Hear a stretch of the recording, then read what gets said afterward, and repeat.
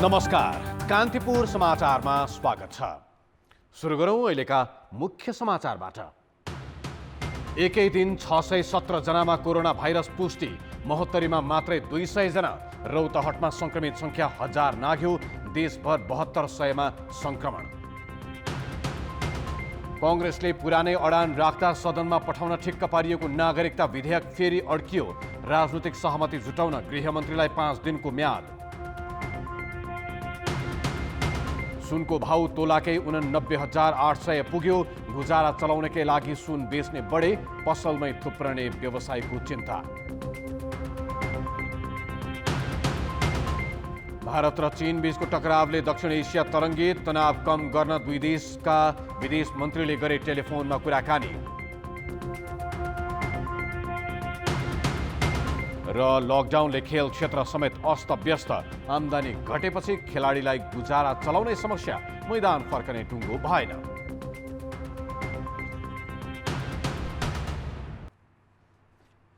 नेपालमा आज अहिलेसम्मकै धेरै 617 जनामा कोरोना भाइरसको संक्रमण देखिएको छ। थप 2 जनाको मृत्यु भएको छ। कुल संक्रमितको संख्या 7000 नाघेको छ।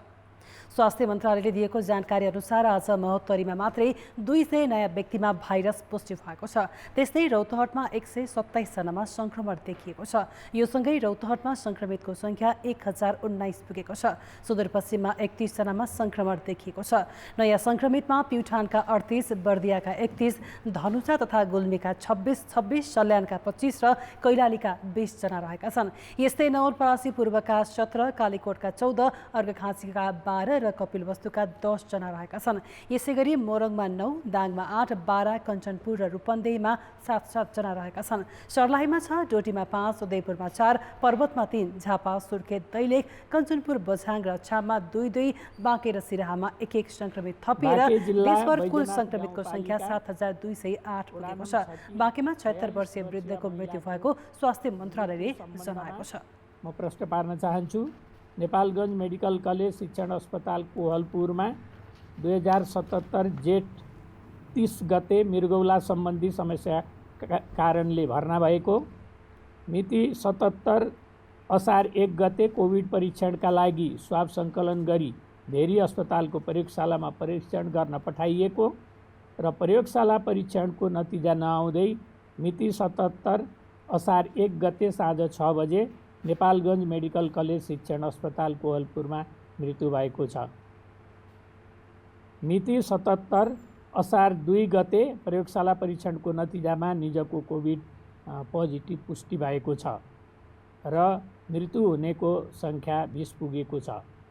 यस्तै अर्घाखाँचीको क्वारेन्टिनमा गैराती मृत्यु भएका 45 वर्षीय पुरुषमा पनि भाइरस पुष्टि भएको छ। यो सँगै मृतकको संख्या 21 पुगेको छ। महामारी 73 जिल्लामा फैलिँदा 1167 जना भने निको भएका छन्।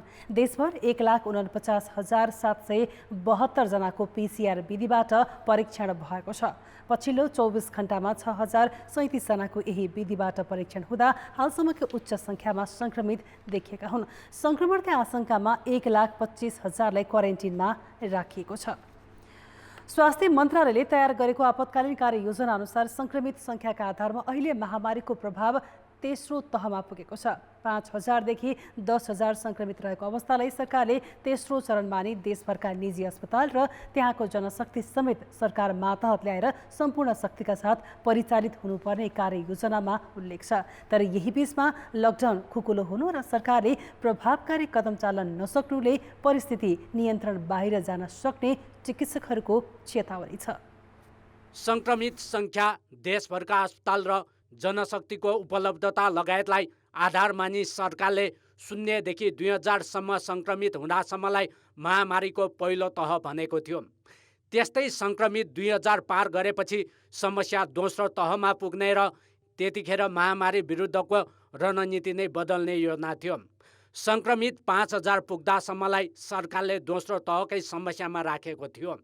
तर 5000 देखि 10,000 संक्रमित हुँदासम्मको समस्यालाई सरकारले तेस्रो तह भनेको छ र संक्रमित 10,000 नागेपछि चौथौं तहमा पुग्ने र त्यो भनेको परिस्थिति नियन्त्रण बाहिर जानु हो। बुधबारसम्म सङ्क्रमित 7,000 नाघेका छन्, अर्थात् तेस्रो तह पार गरी चौथौँ तह नजिक पुगेको छ। मृत्युको आँकडा पनि क्रमशः उकालो लाग्दैछ। 20 जनाको मृत्यु हुँदासम्म अझै बाहिरबाट आएका र क्वारेन्टिनमा रहेका व्यक्तिमै सङ्क्रमण बढी देखिएको छ। समुदायमा व्यापक बनिसकेको देखिँदैन। यसको अर्थ सम्पर्क पहिचान, परीक्षण वृद्धि, क्वारेन्टिनलाई व्यवस्थित र आइसोलेसन, आइसियु तथा भेन्टिलेटरको क्षमता बढाउन अझै समय छ। तर अबको केही दिनमै सङ्क्रमित सङ्ख्या 10,000 नाग्नेछ। कतिपय बिरामीको मृत्युपछि मात्र पिसिआर परीक्षण भएकाले जटिल अवस्थाका सबै बिरामी स्वास्थ्य प्रणालीको पहुँचमा नपुगेको देखिन्छ। त्यसैले एकाएक परिस्थिति नियन्त्रण बाहिर जान सक्ने जोखिम धेरै रहेको चिकित्सकहरूको चेतावनी छ। तर सरकारको तयारी त्यो हदसम्म देखिँदैन। तेस्रो चरणमा चाहिँ निजी स्वास्थ्य संस्थामा भएका बेडहरू, त्यहाँ भएका अरू स्रोत साधनहरू र त्यहाँ भएका जनशक्तिहरूलाई चाहिँ राज्यले व्यवस्थित तरिकाले परिचालन गरेर कोभिडको रेस्पोन्स गर्ने भनिएको हो। यसमा हब सेटेलाइट हस्पिटलको जुन अवधारणा छ त्यसअनुसार चाहिँ हब हस्पिटलहरूले प्राइभेट स्वास्थ्य संस्थामा रहेका स्रोत साधनहरूलाई तोकियो अनुसार चाहिँ सदुपयोग गर्ने हो। त्यसअनुसार स्वास्थ्य मन्त्रालयले केही प्राइभेट हस्पिटलहरूलाई, निजी स्वास्थ्य संस्थाहरूलाई चाहिँ कोभिडकै लागि भनेर तोकेर कामहरू अगाडि बढाइसकिएको छ। यद्यपि निजी स्वास्थ्य संस्थाहरूलाई हामीले उपयोग गर्नुपर्ने गरी केसहरू त्यहाँ राखेर व्यवस्थापन गर्नुपर्ने गरी अवस्था आइसकेको छैन, देखिँदैन अहिले। सङ्क्रमित बढ्दै जाँदा बिरामी कहाँ राख्ने, कसरी उपचार गर्ने भन्नेमै अन्यल उत्पन्न हुन थालिसकेको छ। महामारीका बेला सरकारले आफै बनाएको कार्ययोजना प्रभावकारी कार्यान्वयन गर्न नसक्दा हामी कुन अवस्थामा छौँ भनेर आकलन गर्नै सकिएको छैन। त्यही कारण महामारीको यस चरणमा निजी स्वास्थ्य संस्था र तिनको जनशक्ति समेत सरकार मार्फत ल्याउने टेलिमेडिसिन सेवा विस्तार गर्ने कुरा कागजमै सीमित छ। चाहिँ व्यवस्थापकीय कारणै हुनसक्छ, किनभने हामीले गाइडलाइन्स बनाउने होइन यस्तो गर्नुपर्छ उस्तो गर्नुपर्छ भन्ने एउटा ठाउँमा भयो, तर प्र्याक्टिकल्ली त्यो कुराहरू लागू हुन सक्नुपर्छ, ती कुराहरू लागू हुन सकेको देखिएन होइन। हामी आफैले अब 5,000 भन्दा बढी केस भएपछि यति मान्छेहरू आइसोलेसनमा राख्नुपर्ने बेड तयार गर्नुपर्छ, यति भेन्टिलेटरमा राख्नुपर्छ, यति टेस्टिङ बढाउनुपर्छ, प्राइभेट हस्पिटललाई युज गर्नुपर्छ भनेर लेखेका छौँ, तर प्र्याक्टिकल्ली तपाईँ हामी सबैले देखेका छौँ ती कुरा हुन सकेको छैनन् भनेपछि यो त असफलता बाहेक के हुनसक्छ र अरू। देशभर 21वटा प्रयोगशालामा दैनिक 6,000को हाराहारीमा पिसिआर प्रविधिबाट परीक्षण भइरहे पनि यो पर्याप्त छैन। 840 आइसियु र 3,076वटा आइसोलेसन शैय्याले मात्र अबको स्थिति धान्ने छैनन्। लकडाउन खुकुलो हुँदा महामारी फैलिने जोखिम झन बढेको छ। कान्तिपुर समाचारका लागि क्यामेरामा राजेन्द्र महर्जनका साथ नारायण किलम्बु, काठमाडौँ। राज्य व्यवस्था तथा सुशासन समितिबाट टुङ्ग्याएर संसदको पूर्ण बैठकमा पेश गर्ने भनिएको नागरिकता विधेयक विगतमा जस्तै फेरि अड्किएको छ। विधेयकलाई निचोडमा पुर्याउन सत्तापक्षीय सांसद एकमत देखिए पनि गृहमन्त्री र प्रमुख प्रतिपक्षीले राजनीतिक सहमतिबाट टुङ्ग्याउनु पर्ने अडान लिएपछि समितिले सरकारलाई 5 दिनको समय दिएको छ। नेपाली पुरुषसँग बिहे गर्ने विदेशी महिलालाई 7 वर्षमा अङ्गीकृत नागरिकता प्रदान गर्ने र त्यति अवधिसम्मका लागि सामाजिक सांस्कृतिक अधिकार सहितको परिचय पत्र दिने राज्य व्यवस्था समिति सचिवालयको प्रस्तावमा मङ्गलबार अधिकांश सदस्य सहमत थिए, कसैले विमति जनाएनन्। नेपाली काङ्ग्रेसका सांसदले पार्टीमा छलफल गर्नुपर्ने भन्दै 1 दिनको समय मागेपछि बुधबार पूरा प्रतिवेदनसहित नागरिकता विधेयकलाई संसदको बैठकमा पठाउने निर्क्युल गरी सभापति शशि श्रेष्ठले 2 बजेका लागि बैठक बोलाइन्। बुधबार बैठक सुरु हुने बित्तिकै 1 दिनको समय मागेर गएका काङ्ग्रेस सांसदलाई सभापति श्रेष्ठले बोल्ने समय दिइन्। त्यसपछि काङ्ग्रेस सांसद दिलेन्द्र प्रसाद बडुले नागरिकता विधेयकमा समिति सचिवालयको प्रस्तावप्रति विमति प्रकट गर्दै नयाँ प्रस्ताव पेश गरे। यसमा चाहिँ सहमतिकै बाटोमा जानु उपयुक्त हुन्छ र अन्यथा सामाजिक यो संवैधानिक प्रश्न, संवैधानिक अप्ठ्याराहरू, सामाजिक अप्ठ्याराहरू र अन्य अप्ठ्याराहरू उपस्थित हुने विषय हुन्छ। त्यसकारण यसलाई सबैको सहमतिले जाने कुरा नै तपाईँहरूले राख्नुपर्छ भन्ने कुरा भएको छ र हामी यही कुरा अहिले पनि राख्न चाहन्छौँ। उनी लगत्तै गृहमन्त्री रामबहादुर थापाले पनि बोली फेर्दै विधेयकलाई राजनीतिक सहमतिबाट टुङ्ग्याउनु पर्ने भन्दै सहमतिको लागि थप समय माग गरे। अहिले सरकारको तर्फबाट पनि र यता राजनीतिक तहबाट पनि चाहिँ के कुरोमा एउटा निष्कर्षमा पुगिएको छ भने यसलाई सहमतिमै टुङ्गाउन जरुरी छ विषय धेरै नै चाहिँ गम्भीर भएको हुनाले सहमतिमै टुङ्गाउन जरुरी छ। त्यसकारणले यसलाई असहमतिमा नटुङ्ग्याइयोस्। जबकि मङ्गलबारको बैठकमा गृहमन्त्री थापाले विधेयकको विषय नितान्त संसदको भएको र यहाँ लिने निर्णयलाई सरकारले कार्यान्वयन गर्ने बताउँदै बहुमत सदस्यको रायमा सहमति जनाएका थिए। यसलाई चाहिँ परिमार्जन गर्ने, संशोधन गर्ने, यसलाई सच्याउने काम चाहिँ अब यो सम्मानित समितिको हो भन्ने लाग्छ चाहिँ।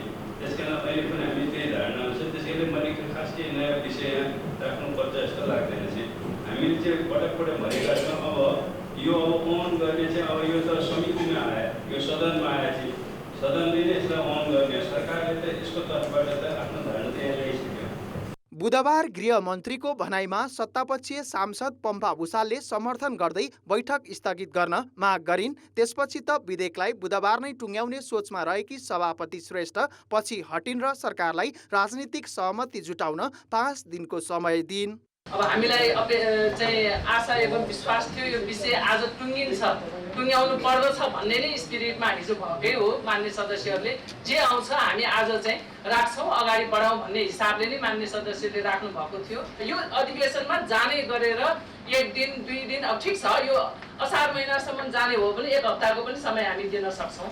त्यो कुनै ठुलो कुराहरू भएर यो अनुसारले यही अधिवेशनमा जाने गरेर नै यसलाई अगाडि बढाउनु पर्दछ।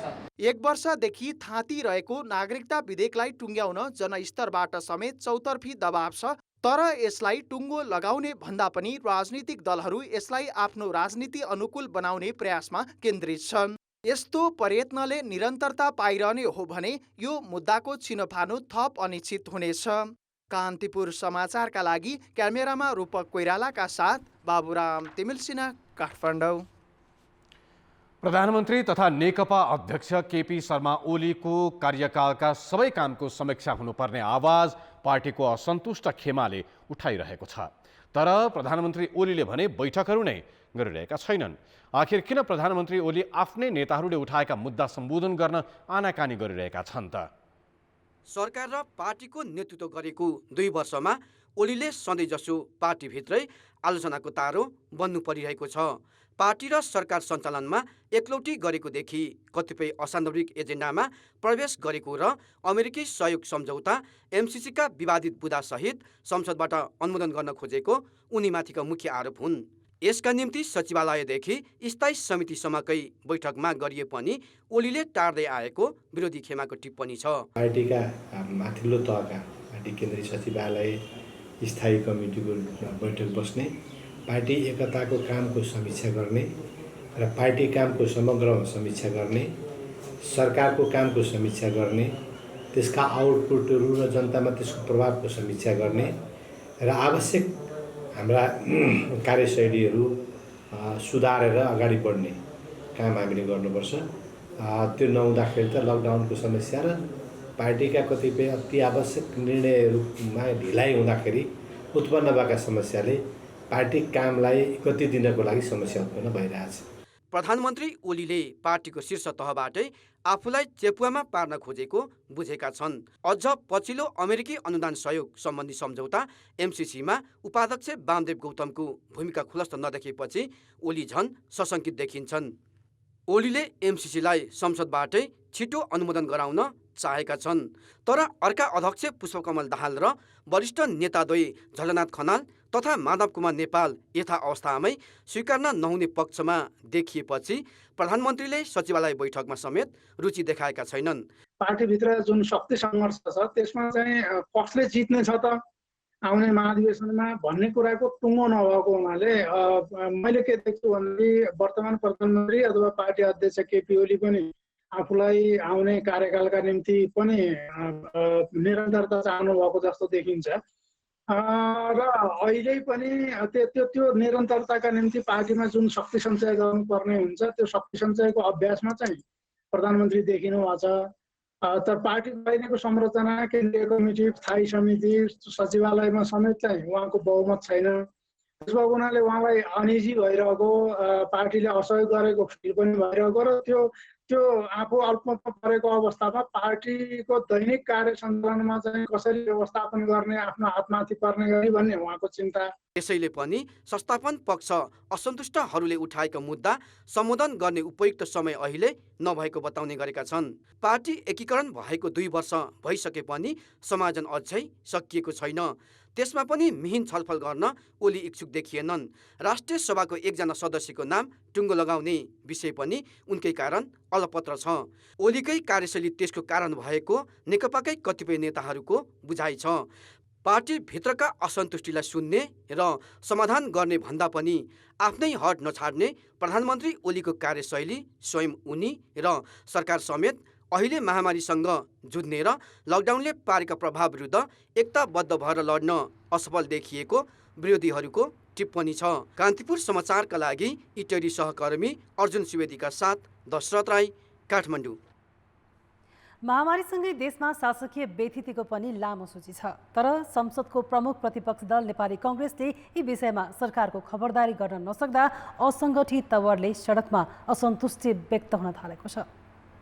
प्रतिपक्षमा पुगेपछि मात्र कांग्रेसले दर्जनभन्दा बढी पटक सरकारका व्यथिति विरुद्ध सदन र सडकमा सङ्घर्ष चर्काउने निर्णय गरिसकेको छ। पछिल्ला दिनमा सदनमा आवाज पनि उठाएको छ, तर सदनमा उठाएका उसका एजेन्डा नै नागरिक तहमा पुर्याउन सकिरहेको देखिँदैन। खास गरी उसको कमजोर साङ्गठनिक संरचना र विगतमा सत्तामा हुँदा गुमाएको साखका कारण उसले आफैले उठाएका मुद्दा पनि जनता समक्ष लैजान सकेको छैन। सरकारलाई निरङ्कुश हुन, सरकारलाई पारदर्शी हुनको लागि जुन सशक्त भूमिका चाहिँ खेल्नु पर्ने हो, त्यो भूमिका चाहिँ कांग्रेसले खेल्न नसक्दाखेरि चाहिँ मुलुकमा अहिले के भइरहेको छ भने समानान्तर रूपमा चाहिँ युवाहरूले एउटा प्रतिपक्षको भूमिका खेलिरहेका छन्। समानान्तर रूपले प्रेसले प्रतिपक्षको भूमिका खेलिरहेको छ।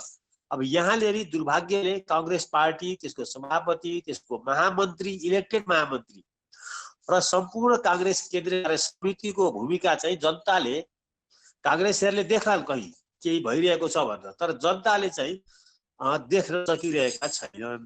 सरकारी संयन्त्रको रखबारी र जनस्तरमा रहेका असन्तुष्टिलाई कांग्रेसले मुद्दा बनाउन नसक्नुमा नेतृत्वको ढुलमुले चरित्रलाई पनि कारण मानिएको छ। खास गरी प्रधानमन्त्री केपी शर्मा ओली र कांग्रेस सभापति शेरबहादुर देउवाबीच एमसीसी र कतिपय राजनीतिक नियुक्तिमा मुख मिलेका कारण पनि प्रतिपक्ष मोर्चा कमजोर भएको छ। कांग्रेसकै कतिपय युवा नेता अस्तव्यस्त संगठन र नेतृत्वको कमजोरीका कारण पार्टीको प्रस्तुति नै कमजोर भएको बताउँछन्। हामीले विषय नउठाएको होइन, तर प्रभावकारिता नदेखिएको कुरा चाहिँ साँचो हो। त्यसकारणले सडकमा हाम्रो उपस्थिति प्रभावकारी नभएका कारणले प्रतिपक्षको उपस्थिति नदेखिएको जस्तो भएको हो। त्यसैले अब सडकमा हाम्रो उपस्थिति प्रभावकारी ढङ्गले बढाउन अथवा हाम्रो उपस्थिति प्रभावकारी बनाउन सकेनौँ भने कांग्रेस नो भएर हुन्छ। सत्तामा नेकपा हुन्छ, सडकमा अरू नै हुन्छन्। त्यसैले हाम्रो उपस्थिति सडकमा प्रभावकारी बनाउन सक्यौँ भने मात्रै हाम्रो भूमिकालाई हामीले प्रभावकारी भएको महसुस गराउन सक्छौँ जस्तो मलाई लाग्छ। कांग्रेसको नेतृत्व पंक्तिमा पुराना र पटक पटक सत्तामा गएर जनताबाट परीक्षण भइसकेका नेता भएकाले पनि उसप्रति युवा पुस्ता ढुक्क हुन सकेको देखिँदैन। त्यसैले बिना झण्डा र दलीय ब्यानर बिनै असङ्गठित युवाहरू सडकमा ओर्लिन थालेका छन् भने संसदको प्रतिपक्ष दलले सार्थक उपस्थिति देखाउन सकेको छैन। कान्तिपुर समाचारका लागि डीपी उपाध्याय, काठमाडौँ। ब्रेकपछि स्वागत छ। नेपाली भूमि लिपुलेक अतिक्रमण गरी भारतले सडक बनाएर उद्घाटन गरेको 1 महिनापछि नेपाली सेना र सशस्त्र प्रहरी प्रमुखले त्यस क्षेत्रको निरीक्षण गरेका छन्। नेपाली सेनाका प्रधान सेनापति पूर्णचन्द्र थापा र सशस्त्र प्रहरी महानिरीक्षक शैलेन्द्र खनाल आज हेलिकप्टर मार्फत त्यहाँ पुगेका हुन्। उनीहरूले बोर्डर ब्यास गाउँपालिकाको छाङ्ग्रु स्थित हालै स्थापित सशस्त्र प्रहरी बलको सीमा सुरक्षा पोस्ट र नेपाली सेनाले निर्माण गरिरहेको घाँटी बगड पैदल मार्गको पनि स्थलगत निरीक्षण गरेका छन्। भारतले नेपाली भूमि अतिक्रमण गर्दै सडक खनेर यातायात सञ्चालन गरे पनि विगतमा यसरी उच्च तहका सुरक्षा अधिकारी त्यस क्षेत्रमा पुगेका थिएनन्। दुवै सुरक्षा प्रमुख छाङ्ग्रु क्षेत्रको निरीक्षणपछि दार्चुला सदरमुकाममा सुरक्षा निकायको समन्वयात्मक बैठकमा सहभागी भएका थिए। भारतले नेपाली भूमि लिपुलेक हुँदै तिब्बत निस्कने सडक निर्माण गरी वैशाख 26 गते उद्घाटन गरेको थियो। नेपाली भूमि अतिक्रमण गरेर भारतले त्यस क्षेत्रमा करिब 5000 सुरक्षाकर्मी तैनात गरेको छ। चीनसँग व्यापार र धार्मिक प्रयोजनका लागि लिपुलेक नाका प्रयोग गर्ने सम्झौता गरेको भारतले ब्यारेक, किल्ला र बङ्कर बनाएर व्यापक सैन्य तयारी गरिरहेको छ। भूमि व्यवस्था मन्त्री पद्मा अर्यालले नेपालको संवेदनशीलता र भावनाप्रति भारतले नजरअन्दाज गरेको बताएकी छन्। राष्ट्रिय सभाको आजको बैठकमा मन्त्री अर्यालले नेपालका तर्फबाट धेरै पहल गर्दा पनि भारत वार्ताका लागि इच्छुक नदेखिएकोले सीमा विवाद अहिलेको अवस्थासम्म आएको बताइन्। भारतको नाम नलिकनै उनले नेपाली पक्षको हुटहुटी र भावना बुझ्ने काम नभएपछि आफ्नो भूमि समेटेर नक्सा जारी गरेको प्रश्न पारिन्। नेपालमा को नक्सामा छुट्याइएको नेपालको भूभाग सहितको राजनीतिक तथा प्रशासनिक नक्सा तयार गरी सार्वजनिक गरेका छौँ। यस कार्यले सरकारको यस कार्यले हाम्रो स्वाभिमान उच्च भएको छ। हामी चाहन्थ्यौँ यस्तो समस्याको समाधान वार्ताबाटै गरौँ। सरकारको तर्फबाट अनेकन पटक यो प्रयत्न पनि भयो, तर हामी र संवेदनशीलता जे हुन्, हाम्रो जुन खालको हतारो त्यो खालको भावना बुझ्ने कुरा हुन सकेन। वार्ता एक्लै हुँदैन, दुई पक्ष हुन पर्यो। यसैगरी पर्यटन मन्त्री योगेश भट्टराईले कामदार फर्काउँदा सरकारले निर्धारण गरेको भाडा दर भन्दा बढी नउठाइएको दावी गरेका छन्। विदेशबाट नेपाली ल्याउँदा मनपरी भाडा किन असुलेको भन्ने सांसदहरूका प्रश्नको जवाफमा मन्त्री भट्टराईले तोके भन्दा बढी असुलेको पाइएमा ट्राभल एजेन्सीको सञ्चालन अनुमति नै खारेज गर्ने प्रतिबद्धता जनाए। कि भाडा दर अनियमित ढङ्गले ट्राभल एजेन्सीहरूले उठाइरहेका छन् एजेन्सीहरूले भन्ने कुरा हामीले थाहा पाएपछि मैले मन्त्रालयमा एउटा कमिटी बनायो, छानबिन गर्न लाग्छु। र मैले भनेको छु यदि अनियन्त्रित ढङ्गले भाडा दर उठाइएको छ भने सप्रमाण हामी त्यो हेर्छौँ। त्यस्ता ट्राभल एजेन्सीहरूको लाइसेन्स खारेज हुन्छ, तिनीहरूलाई फेरि काम गर्न नदिने गरी कारबाही गरिन्छ, किनकि ब्रह्मलुट गर्न कहीँ पनि पाइँदैन। विनियोजन विधेयकमाथिको छलफलमा सहभागी राष्ट्रिय सभा सदस्यहरूले राष्ट्रिय गौरवका आयोजनामा भएको ढिलाइदेखि विकास निर्माणमा मन्त्रालयहरू बीचमा समन्वय नभएको विषयमा सरकारको जवाफ मागेका थिए। उनीहरूले समयमा काम नसक्ने ठेकेदारलाई कालो सूचीमा राख्ने निर्णय किन कार्यान्वयनमा नआएको भनेर प्रश्न गरेका थिए। कोरोना संक्रमणको समय र त्यसपछिको अवस्थामा सार्वजनिक यातायात सञ्चालनमा ल्याउने बारे सरकारको योजना पनि उनीहरूले माग गरेका छन्। लकडाउनले गर्दा स्वदेश फर्किन नपाएका विदेशी नेपालमै रोकिए। पर्यटक भिजामा आएर अड्किएका कतिपय विदेशी भने राजधानीमा भएका कतिपय प्रदर्शनमा समेत सामेल भएको भेटिएपछि सुरक्षा चासो बढेको छ। गत जेठ 27 गते क्वारेन्टिन खर्चमा भ्रष्टाचार भएको र कोरोनाको PCR टेस्ट लगायतका माग राख्दै सडकमा भइरहेको प्रदर्शनमा केही विदेशी पनि भेटिएपछि प्रहरीले निगरानी बढायो। त्यसको भोलिपल्ट 28 गते माइतीघर मण्डलामा भएको प्रदर्शनमा पनि 2 चिनियासहित अमेरिकी, फ्रेन्च र अस्ट्रेलियन नागरिक पक्राउ परे। यी मध्ये केहीले साथीहरूको लहैलहैमा लागेर प्रदर्शनमा आएको बयान दिएका छन्, तर त्यसमध्ये अस्ट्रेलियन नागरिक पटक पटक नेपाल आएको देखिन्छ भने अमेरिकी नागरिक 5 वर्षको पर्यटक भिसामा रहेको देखिन्छ। अरू चाहिँ 3 देखि 9 महिनाका लागि नेपाल आएको भेटिएका छन्। पक्राउ परेकाहरूलाई अध्यागमन विभागले पर्यटक भिसाको दुरुपयोग गरेकोमा जरिवानासहित 2 वर्षसम्म नेपाल प्रवेश निषेध गर्दै देश निकाला गर्ने निर्णय लिएको छ। पर्यटकहरूले के कस्ता गतिविधि गर्नुहुन्छ र के कस्ता गतिविधि गर्न हुँदैन भनेर नेपालको कानुनले स्पष्ट गरिसकेको छ। त्यसकारण उहाँहरू कुनै पनि विदेशीले नेपालमा राजनीतिक अभिप्रायले प्रदर्शनी, भेला, जुलुसमा सहभागी हुन पाउँदैन र त्यो गरेको पाइएको हुनाले हामीले कारबाही गरेर यो प्रक्रियालाई अगाडि बढाएको। लकडाउन सुरु हुनु अघि विभिन्न अपराधमा संलग्न तथा गैरकानुनी रूपमा बस्दै आएका 1300 विदेशीलाई देश निकाला गरिएको थियो। लकडाउन पश्चात अर्थात् चैत महिना यता मात्रै 12,000 विदेशीहरू विमान चार्टर गरेर फर्किसकेका छन्। त्यसबाहेक फर्किन बाँकी रहेका दैनिक 300 जना भिजा अवधि थपका लागि अध्यागमन विभाग पुगिरहेका छन्। भिजा सहजताको फाइदा उठाएर बसिरहेका विदेशीलाई गैरकानुनी काम गर्न प्रयोग भए त्यस्ताको सम्पर्कमा रहेका नेपालीलाई समेत सजाय हुने चेतावनी अध्यागमन विभागले दिएको छ। जो जति यो लकडाउन पिरियड भन्दा पछाडि अथवा यो पिरियडभित्रै जसको भिसा समाप्त भएको छ उहाँहरूलाई कुनै पनि दण्ड जरिवाना नलिई कुनै भिसा शुल्क नलिएर अन्तर्राष्ट्रिय उडान सुचारू भएको 15 दिनसम्म विदेश जान चाहेमा उहाँहरूलाई भिसा नियमित गरेर पठाइदिने गरेर निर्णय गरिएको छ। हाम्रा पर्यटकहरूलाई यदि कुनै कानुनी अथवा हाम्रा प्रोसेसको बारेमा थाहा छैन भने जानकारी दिनुहोला र कुनै गैर कानुनी काम गर्ने कार्यमा कसैले पनि दुरुत्साहन गर्नु हुँदैन। यी सम्पूर्ण कानुनी दायराभित्र आउने विषय हुन् र हामी यसलाई कानुनी कारबाहीभित्र ल्याउँछौँ। यहाँ रहेका विदेशीको सुरक्षा गर्नु नेपालकै दायित्व हो, तर पर्यटकका रूपमा बसेकाहरू लागुऔषध तथा अन्य विभिन्न अपराधमा संलग्न हुन सक्ने र त्यसले सुरक्षा जोखिम बढाउने प्रति पनि सरकारी चिन्ता उत्तिकै छ। कान्तिपुर समाचारका लागि क्यामेरामा हरिशरण तिमल सिन्हाका साथमा रमेश धमला, काठमाडौँ। नेपाल विद्युत प्राधिकरणले घरायसी प्रयोजनको महसुल 10% घटाएको छ। प्राधिकरणले लोड सेडिङ नहुने गरी औद्योगिक र व्यापारिक घरानाले लिँदै आएको डेडिकेटेड र ट्रङ्क लाइन बापतको अतिरिक्त महसुल पनि खारेज गरेको छ। अब औद्योगिक र व्यापारिक ग्राहकहरूको महसुल पनि करिब 65% कम हुनेछ। प्राधिकरणले सामुदायिक खानेपानी र सिँचाइ वर्गका ग्राहकको डिमान्ड शुल्क समेत पूर्ण रूपले हटाएको छ। यस्तै सामुदायिक खानेपानी ग्राहकले इनर्जी शुल्क 5 रुपैयाँ 20 पैसाबाट घटाएर 4 रुपैयाँ 20 पैसा कायम गरेको छ। सामुदायिक खानेपानी ग्राहकको महसुल रातिको समयमा 3 रुपैयाँ 40 पैसा कायम गरिएकोमा अब उक्त महसुल 40 देखि 50% कम हुने प्राधिकरणले जनाएको छ। ग्राहकहरू छन् त्यो सबै ग्राहकलाई पनि विद्युत महसुलमा केही न केही घटेकै छ र अधिकतम चाहिँ करिब 10% सम्म घटेको छ र त्यसलाई अलिकति समायोजन गरिएको छ। बढी खपत गर्नेलाई अलिक कम गरिएको छ। त्यसले गर्दाखेरि यो घरायसी ग्राहकहरूको विद्युत महसुल घट्दाखेरि इन्डक्सन चुलोहरू चाहिँ बाट कुकिङ गर्ने चाहिँ प्रमोसन हुन्छ, त्यो प्रोत्साहन हुन्छ भन्ने हिसाबले हामीले त्यो प्रस्ताव गरेका थियौँ। विद्युतीय सवारी साधनको प्रयोगलाई प्रोत्साहन गर्न राति 11 बजेदेखि बिहान 5 बजेसम्मको लागि इनर्जी शुल्क 4 रुपैयाँ 20 पैसा कायम गरिएको छ। यसबाट विद्युतीय सवारी साधनको प्रति किलोमिटर विद्युत खर्च पेट्रोल गाडीको भन्दा कम्तीमा 10 गुणाले कम हुने प्राधिकरणको दाबी छ।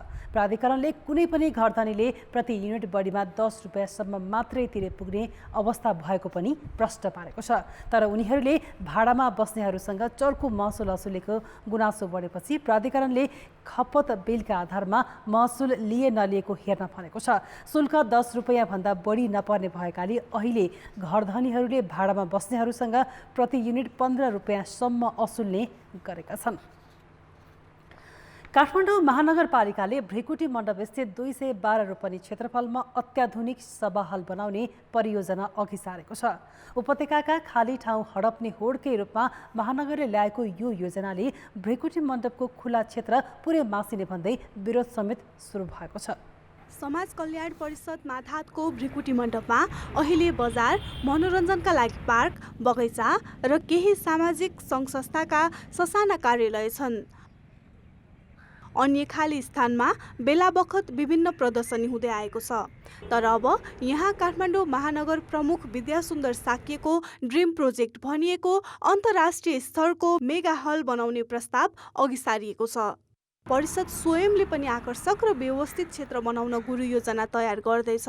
तर महानगरले भव्य सभा हलको लोभ देखाएपछि परिषद पनि खुल्ला क्षेत्र मास्न तयार देखिएको छ। प्रस्ताव आइहाल्यो भने नगरपालिकासम्म परिषदले सम्झाउने गर्छ, कसरी जाने के गर्ने। उहाँहरूको लगानी चाहिँ एउटा सुन्दर रूपमा उहाँले लगानी गरिदिनु भयो, परिषदलाई त्यो गरिदिनु भयो भने त राम्रै कुरा हुन्छ र हामी मिलेर जान सक्छौँ। विनाशकारी भूकम्पपछि सरकार र काठमाडौँ महानगरले समेत खुला क्षेत्र बढाउने बाचा गरेका थिए। तर विडम्बना भएका खाली ठाउँ समेत मास्ने होड महानगर आफैले चलाइरहेको छ। सुन्धारामा धरहराको ठाउँमा व्यावसायिक टावर ठडिँदैछ। रत्न पार्क स्थित पुरानो बस पार्कमा बहुतल्ले भ्यू टावर बनाइँदैछ।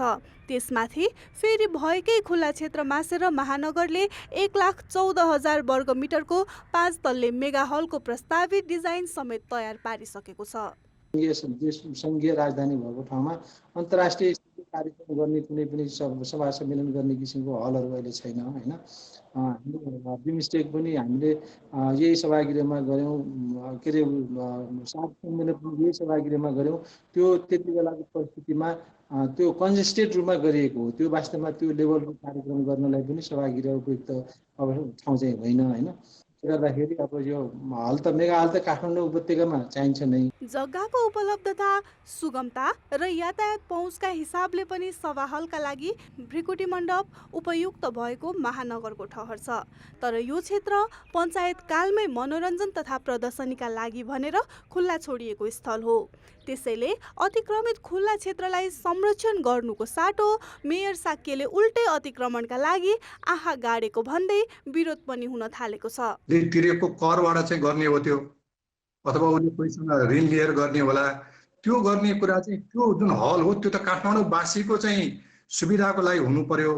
र त्यो चाहिँ के हुनु पर्यो भने त्यसले चाहिँ काठमाडौँ सहरको चाहिँ जुन अहिलेको अवस्था छ त्यसमा चाहिँ सुधार पो ल्याउनु पर्यो त। त्यस कारणले यो मुटुमा नै त्यो काठमाडौँको मुटुमा नै हल बनाउने जुन सोचाइ छ त्यो सोचाइ चाहिँ के भने एउटा व्यापारिक सोचाइ हुनसक्छ। त्यसबाट ठुलो आय आर्जन गर्ने सोचाइ हुनसक्छ। त्यसमा चाहिँ विभिन्न किसिमका माफिया र बिचौलियाहरू लागेका हुन सक्छन्। अब अहिलेको शासन व्यवस्था त्यस्तै छ। त्यसले गर्दाखेरि चाहिँ त्यो व्यापारिक स्वार्थले अथवा कुनै व्यापारिक चाहिँ समूहले उक्साहटमा त्यो गरेको चाहिँ हुनसक्छ। अन्तर्राष्ट्रिय स्तरका सभा हल काठमाडौँलाई चाहिन्छ, यसमा दुई मत छैन। तर सहरको मुटुमा बनाउनु पर्छ भन्ने छैन। त्यसमाथि काठमाडौँ महानगर देशकै धनी स्थानीय सरकार हो, जसले ठुलो जग्गा खरिद गरेर खुला ठाउँको जगेर्ना गरी संरचना बनाउन सक्छ, जुन अरूका लागि पनि मानक बनोस्। कान्तिपुर समाचारका लागि क्यामेरामा सञ्जय लुइटेलका साथ सृजना बास्तोला, काठमाडौँ। भर्खरै प्राप्त जानकारी अनुसार अर्घखाँचीमा 87 जना कोरोना भाइरसका नयाँ बिरामी थपिएका छन्।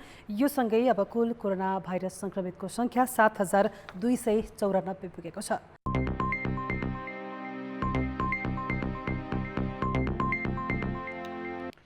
सुनको भाउ आज अहिलेसम्मकै महँगो भएको छ। मूल्यमा भएको 81 वृद्धि र लकडाउनका कारण खर्च व्यवस्थापन मुस्किल भएपछि बजारमा सुन बेच्नेहरू बढेका छन्। तर व्यवसायीहरूले उपभोक्ताबाट सुन किन्न मानिरहेका छैनन्। खरिद गर्नेहरू नआएको र बेच्नेहरू मात्रै आएकाले पसलमा सुन थुप्रने हो कि भन्ने व्यवसायमा चिन्ता छ।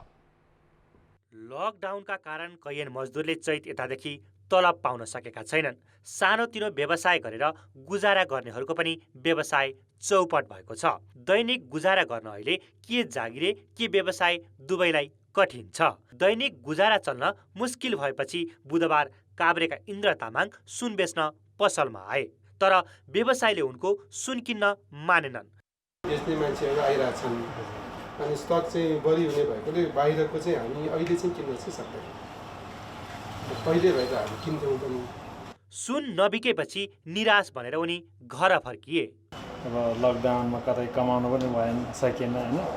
त्यसले गर्दाखेरि अब खोली पनि अब अहिले तत्कालै गर्न सक्ने त भएन। त्यसले गर्दाखेरि यो अलिकति बिक्री वितरण गर्छु केही समयसम्म चाहिँ उसले काम गर्छ कि भन्ने विचारले पनि आयो होइन। अब महँगो छ भनेर बेच्न आएको पनि होइन, हामीको प्रसत गरेर बेच्न आएको पनि होइन, तर समस्याको कारण बेच्न आएको। त्यो समस्या अब यहाँ समाधान हुने भएन।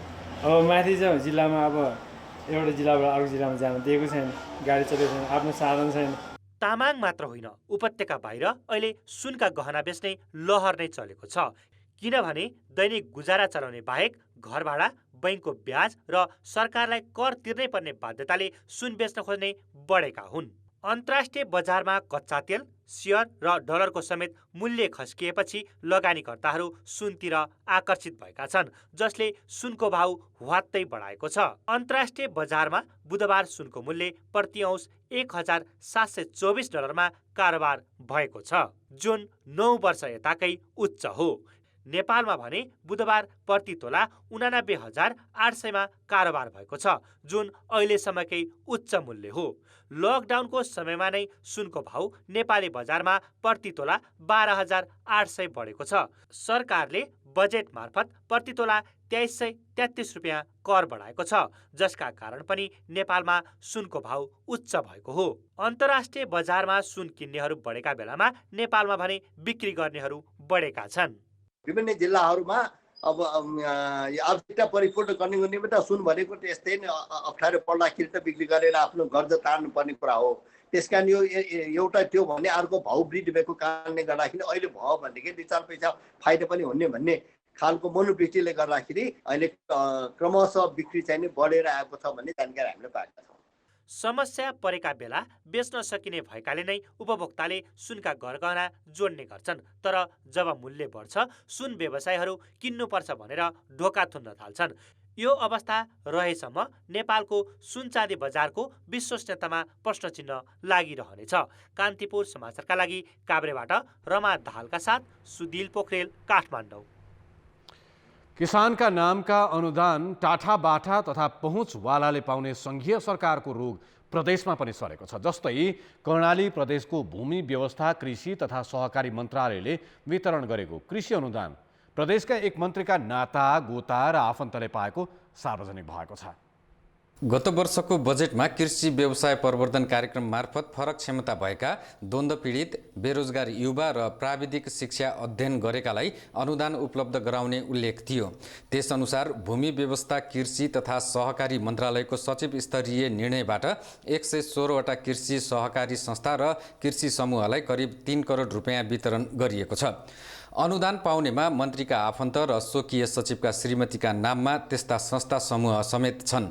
एकपटक त्यसको सूची हेरौँ। प्रदेशका सामाजिक विकास मन्त्री दल रावलका स्वकीय सचिव नन्द रोकाएकी श्रीमती आइती रोकाएको नाममा दर्ता रहेको गौरव मल्टिपर्पोज प्रालीलाई 2,50,000, उनकै भाइ पूर्णबहादुर रावलको कन्सर्न एग्रो हिमालय प्रालीलाई 2,30,000, मन्त्रालयका चालक सन्तोष रावलको रामराम कृषि फर्म तथा जडीबुटी प्रशोधनले 2,30,000 रुपियाँ पाएका छन्। यसैगरी मन्त्री रावलका भान्जा अशोक भण्डारीको अशोक कृषि फलफुल तथा पशुपालन फर्म पनि अनुदान पाउने भाग्यमानीको सूचीमा पर्छन्। यसबाहेक हुम्लाका जनप्रतिनिधि र पार्टी कार्यकर्ताका फर्मले पनि कृषि प्रवर्धन कार्यक्रमको अनुदान पाउने सूचीमा छन्। खासमा यो कार्यक्रम अन्तर्गत अनुदानको लाभग्राही बारेको कार्यविधि नै त्यसै गरी बनाइएको थियो।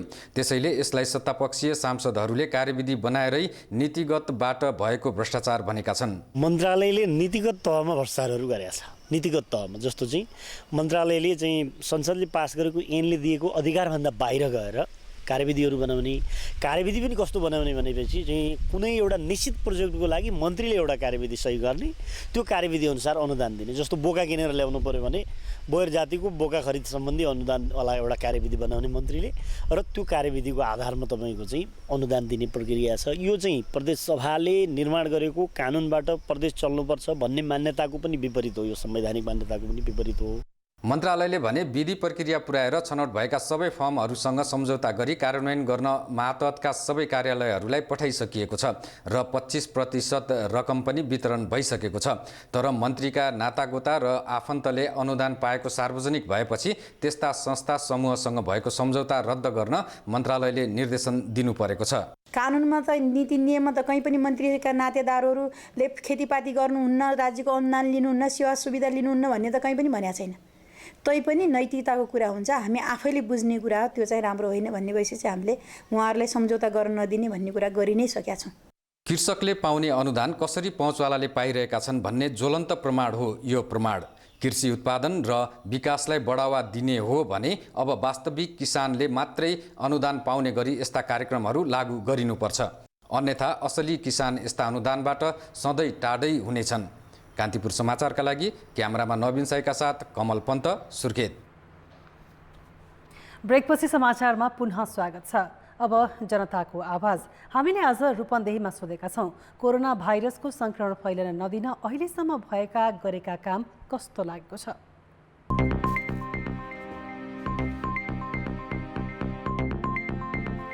न्यूनतम सुविधा नभएर होला नि भागेको त। त्यो सुविधा त वास्तवमा त्यो क्वारेन्टाइन स्थानीय सरकार पनि छ त्यहाँ, हैन?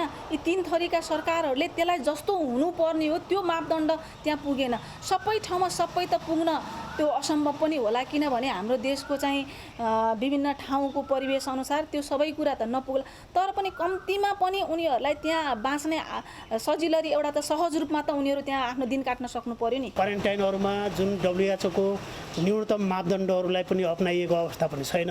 सामान्य रूपमा चाहिँ कुनै डिस्टेन्सको मेन्टेन गरिएको अवस्था पनि डिस्टेन्सको मेन्टेन गर्ने कुराहरू पनि कमजोर रहेको छ।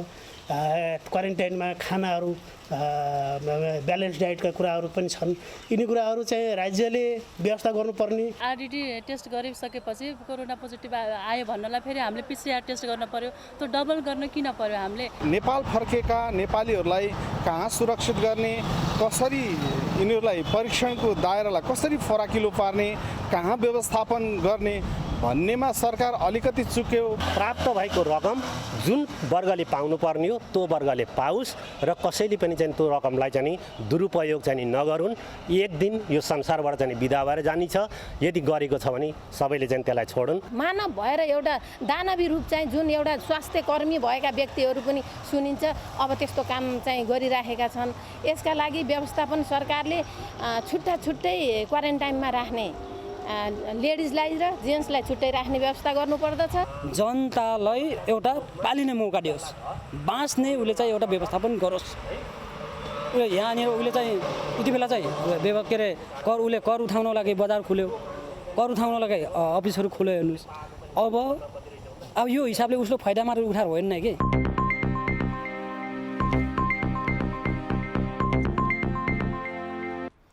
अब जनमतको अन्तिम परिणाम। जनमतमा हिजो हामीले सोधेका थियौँ, सरकारले मलेसिया र खाडी मुलुकमा अलपत्र नेपालीको उद्धार गर्न किन नसकेको होला?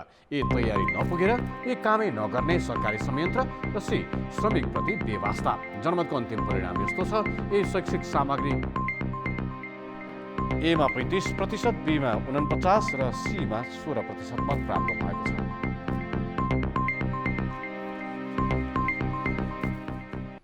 अब जनमतमा आजको प्रश्न। जनमत खुला क्षेत्र मासेर ठुला पूर्वाधार बनाउने काठमाडौँ महानगरको योजनालाई के भन्नुहुन्छ? ए अदूरदर्शिताको नमुना, बी शक्तिको दुरुपयोग र सी विकासको चाहना। जनमतको अन्तिम परिणाम भोलि साँझ 8 बजेको कान्तिपुर समाचारमा प्रसारण गर्नेछौँ। कृपया 34001मा SMS गरी आफ्नो मत व्यक्त गर्नुहोला।